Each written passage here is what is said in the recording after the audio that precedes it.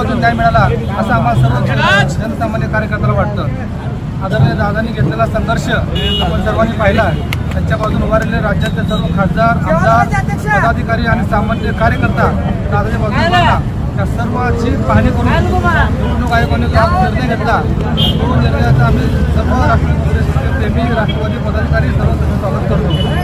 आजचा हा आनंदाचा दिवस केवळ आणि केवळ राष्ट्रवादीचा कार्यकर्ता असून ते राज्याच्या नेत्यापर्यंत सर्वांनी आणि पाठिंबा उभारले आणि त्याचा हा निर्णय झाला।